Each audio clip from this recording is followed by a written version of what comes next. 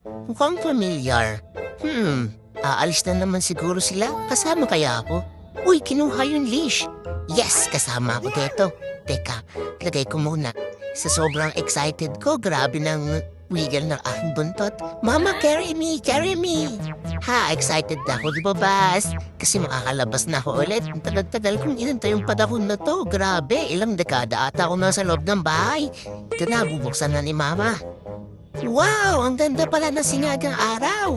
Sige nga, Diba, sobrang excited? Nadudulas-dulas pa ako sa tiles. Ito na, sige pupunta muna ako sa first stop ko. Siyempre, itong poste. Shhh, joke lang. Ito na, malalakad na ako. Punta muna siguro ako kay Lola. Ayan si Hero. O cute-cute yan, no? Pinsan ko yan. Charot. Ayan, andito na kami sa parking. Nag-aantay nga ako dito nang may biglang pusa. Oy, bakit ka nangangaway? Gusto ko lang naman makipag-play. Buti nga pinalo ka ni Papa. Sige, antayin natin si Papa para makapasok na ako.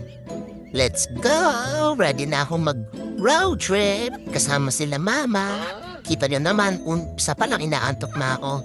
Ganyan kasi dito kapag nandito sa sasakyan, lagi nilang natutulog. Pero syempre, mamaya pa yung tulog. Sa ngayon, dahil nasa labas tayo, enjoyin ko muna ang pagtitingin sa mga paligid. Yan, medyo okay naman ang daloy ng trapiko. Saan kaya kami pupunta? Dito nga ay nag-request akong buksan yung bintana. Siyempre, agad-agad naman sila sumunod dahil ako ang amo nila.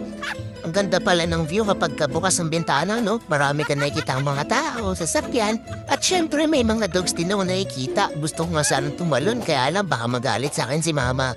Hehe. Eto, paliko kami dito, di ko alam kung saan. Pa-epal naman si Mama. Doon na nga ako sa may bintana eh. Itingin-tingin na nga ako eh. Ilang oras lumipas nag-antay kami ni Papa. Eto, tulog na ako pag uwi ng bahay. Hanggang susunod kong POV. Bye-bye!